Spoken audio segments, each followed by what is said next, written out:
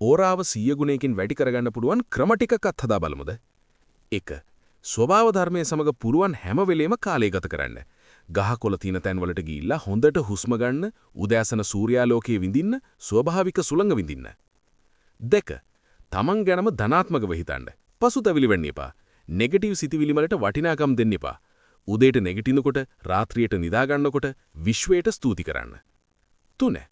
Negative, toxic මිනිස්සු ආශ්‍රය කරන්න එපා. නිතරම ඍණ අදහස් කියන ඔයාව අපහසුතාවයට පත් කරන අයගෙන්ම ඈත් වෙලා ඉන්න පුරුවන් තරම් සතුටින් තියෙන, මොටිවේට් කරන අයව අසුරු කරන්න. 4. හොඳ නිින්දක් විවේකයක් ගන්න. අඩුම පැය 6ක්වත් නිදා ගන්න. වැඩ කරන අතරතුර සුළු විවේක හොගන්න. එහෙම නොවුනොත් ඔයාගේ ඕරා එනර්ජි අඩු වෙලා ඔයා ලෙඩ වෙන්නත් පුළුවන්. 5. ඩීප් බ්‍රීදිං කරන්න. අපේ TikTok ප්‍රොෆයිල් එකේ බ්‍රීදිං ඇක්ටිවිටීස් තිනවා. ඒවා බලලා අඩුම ගානේ දවසට එක වතාවක් හෝ කිහිප වතාවක් ගැඹුරු ශ්වසනය කරන්න. එහෙනම් යාළුවනේ දැනට මේ දේවල් ඔයාගේ ජීවිතයට පුරුදු පුහුණු කරගන්න පුරුවන් තරම්. තවත් මේ වගේ ක්‍රම ඉදිරියේදී අරගෙන එන්නම්.